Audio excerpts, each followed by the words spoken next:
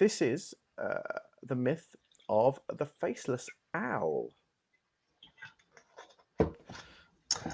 Yes, which indeed, as you say, is one that I'm not overly familiar with. Um, it seems a very weird happenstance that I should be there for one that you're not familiar with, and you should be there for one that I'm not familiar with, and we should run into each other. And well, yeah, the rest is history.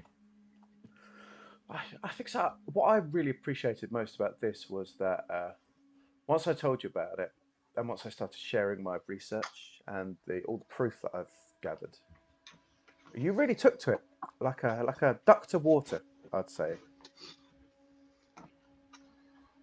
You seem to really. Yeah, sorry, I was trying to make So, an owl joke there uh, in place of duck, but there isn't one. it seemed like you really Um, fell in love with the Faceless Owl, well, as much as you can with such a terrifying being. well, indeed, there's just an overwhelming presence of evidence in the case. I think it's so many first-hand and yes, indeed, second-hand witnesses and reports and to be gathered together. But yeah, it's a really captivating one. It's not often that you find a mystery or a truth such as this that really draws you in from the get go. And this is certainly one of those. I think one of the things that really makes it captivating is the brutality of the horror. I think this is a horror myth after all, and so many of these involving uh, the aforementioned scout groups, young lovers camping, um, such like those going out into Sherwood Forest to spend the evening or two, pitching their tents, and coming face to face with this terrible, terrible being. Well, not face to face, of Well, course. of course, face to void. I would say hellish void. Indeed, which is a terrifying thought if if you really think about it. Mm. But even those killed by a vicious predator at least have the chance to look deep into the eyes. I know people say sharks have cold, lifeless eyes, but at least they have eyes. Well, it's the window to the soul, as somebody once wrote, I'm sure. So, well, that leads And people to believe that an animal with no eyes has no soul. A terrifying thought. indeed, exactly. And imagine looking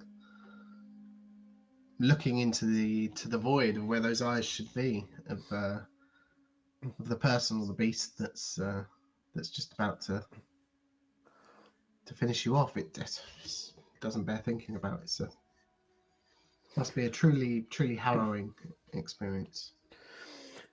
I think it's the again we go a lot on police reports and websites and such like about the events, but it seems like the most terrifying moment is from those that are left behind. That that they hear that gasp from the victim, and they look down to see that the victim's face has almost been sucked off. Like there's just a shadowy, faceless mass there, almost as if, as we were talking about the soul, as if the owl has taken the soul. That's a terrifying concept. The passing of soul from child or young lover to the owl itself, perhaps. Yes, yeah, perhaps, but for some reason, well, certainly in the information that we gathered, but for some reason the owls, I suppose you can only describe it as hunger or need to capture such souls remains unfulfilled, and it goes on. When was the most recent?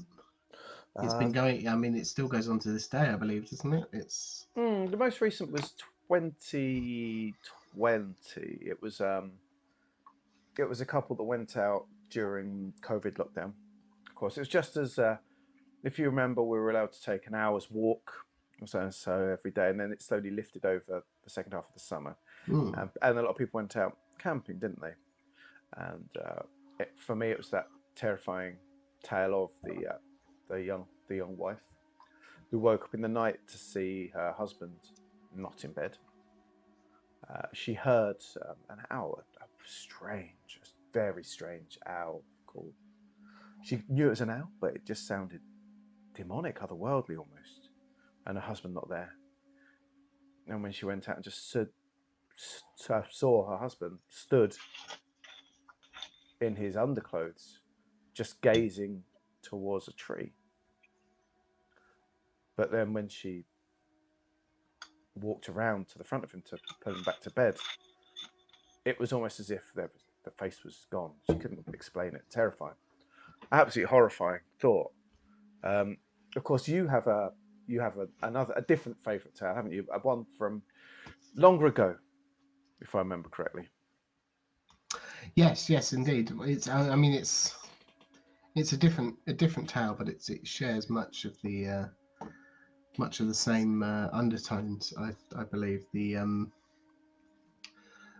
butcher from the local town having a I'm not sure of the way to put this on such a podcast. Having a midnight rendezvous with with the farmer's daughter in a nearby field, and then this time it was him who awoke to see her gazing up at a tree. And as the legend goes, the same demonic, horrific owl screech occurred. But as he walked around to the front, it was almost as if his first-hand account is almost as if he just kept walking around and he was just greeted with more back of head. And there's almost terrifying. He just never reached the face. Terrifying. The fact that the body remained standing, didn't slump or anything, just stood there, just as if a mannequin almost at that point. That was jarring. That was frightening. Indeed, and it's harder to find exactly how long that effect lasted for, but the most popular opinion seems to be for 4 days the body was there. No food, no water, obviously no face, and nobody could find the front of it's horrible to say, but the front of the poor lady's head. Oh, it's horrible. Did you look much into the articles I sent you about in the 1980s about scout groups that there was often bets and wagers, I guess, and dares among the teenage boys to go owl hunting. I suppose they'd go out into the forest at night while they were camping just outside the forest, of course, on the scouting sites, and they would stay awake until the scoutmaster was asleep. And then, if there was an owl heard, they would dare each other to rush out into the forest and follow any owl sound they heard. Yes, well, this. Sorry. No, please, no. I was pausing for you, dear Rico. Well, this is, of course, why Sherwood Forest to this day has an under average population of owls due to the hunting. Of course, no scout group is going to actually kill the faceless owl. I mean, how do you kill a demonic owl? It's just unheard of, isn't it? But nevertheless, they did bag a few owls, and the owl population has not yet since recovered. I think the scariest thought for me was of those that were sort of drawn into the forest. And there were reports from those that survived that it was almost as if the owls were hunting. That there was more than one. That there would be a call from one, and to draw them in. Then a call from another. There was almost like a whispering chatter as well. Some screeching, some strange noises, and until they'd find themselves caught in an area with nowhere but to look at numerous faceless owls. Do you put much weight on that, or do you think that's someone running with a truth and making a fiction? Well, we all know that as stories, be they true or false, spread, then the added details get added in quite frequently, and certain people, well, certain personalities have an overactive imagination and will certainly embellish the story to make it a better tale. And I can't say I'm open to the idea, but it's I mean it feels as though there would be more victims, and there would certainly be more of a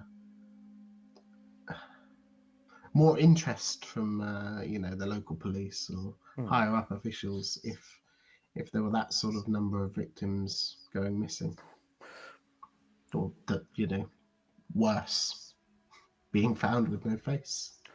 I think, of course, there was that was part of the plot line of that independent horror film, The Owling. Of course, if you remember, I'm sure we watched it sort of at the Based same on a time. true At the same story. time, based on a true story, but I think very much turned up to 11. I think you'd say there were things in that even I would remain skeptical for. I think. Yes, of course. Well, anything with Kevin Costner in as well. Yeah, exactly. Skeptical. Already half spiced making bad jokes about Cheshire cats and Cheshire owls. Citing, I don't think he's taking it very seriously, Rico, which is unfortunate. I think I like to think we have a high standard of Truth Foragers in chat, but I'm just going to check up on his IP address now because You check that. I mean, I think that sometimes we all find one that doesn't quite grab our attention, and comes across as a little bit humorous to us, and you kind of got to check that sometimes, but sometimes it's it's okay. no, I'll go with As long as you give it its full the respect it deserves, and investigate and take the evidence, the hard evidence to hand. For me, there is a lot of hard evidence for the Faceless Owl. There's some incredible drawings from people. There's There were some photos in the early days of smartphones where you can make out an owl. It's hard to see the face, of course. It's dark, but it definitely looks like there's no face in the few pixels that make up the face, of course. Someone got. Did you see the video footage? It was quite blurry, of course. Terrifying, I thought. I will admit I haven't seen the video footage.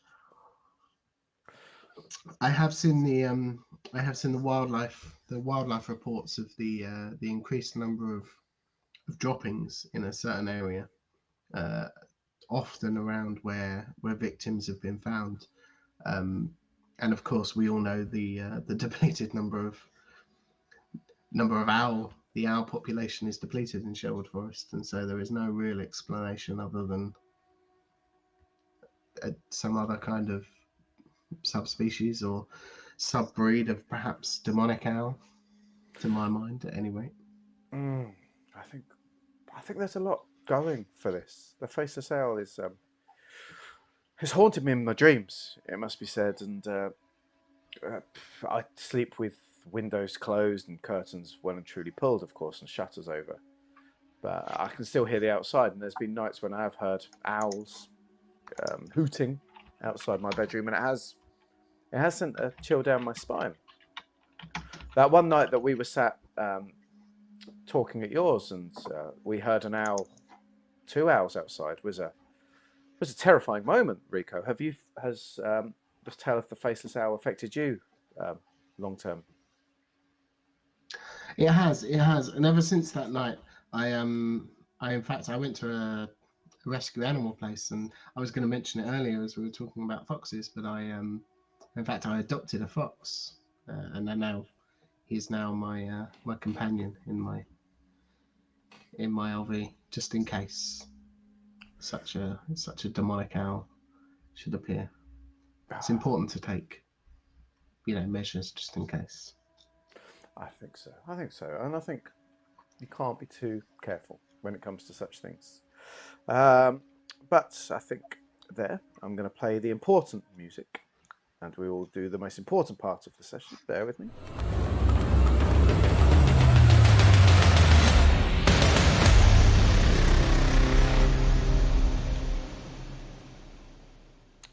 Rico, the Faceless Owl. That music. The Faceless Owl. I believe, or skeptical? Now, I really, contrary to what you might believe, I really struggled with this one. I think a lot of my gut instinct tells me that I should be skeptical, and it's almost too good to be true in the amount of sheer evidence that we have, and the first-hand accounts and the victims and the the pictures and the drawings. It's screaming at me that it's a setup, and anybody looking into this is definitely getting their location tracked by certain people that will go remain unnamed, because if I mention it, then I feel the Truth Foragers may be in trouble. But I just can't help myself. It's too compelling. I believe. I believe. Fantastic. Rico, for me, it's the same. There's a lot of truth truffles that I have snuffled for over the years. I'm an old pro, an old hand at such things. And there's very few that have left me with sleepless nights. In our last podcast, we looked at we had the gas station attendant that myself and Rick looked at, and that left me with scared of picking up hitchhikers. Not that I would, of course, anyway. You've got to be careful, but it left me terrified of just passing people on quiet roads for a while. But not quite as much as the Faceless Owl. I've double checked my windows at night. If I hear one, I cover my head under the pillow. It's truly affected me. There's so much, the evidence in the drawings and the grainy photos, that blurry video. It's compelling. I think it's unquestionable. I believe, like you, but it's not just for us to say. Of course, we're not quite a democracy at the Truth Foragers, but we do like to trust our friends. Let's have a look. Sock Fiddler remains sceptical. Already half spliced, clearly taking it seriously again, thank goodness, I believe.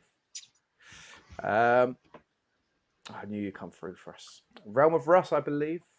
Ewan remains sceptical. So 2 and 2 on the Faceless Owl.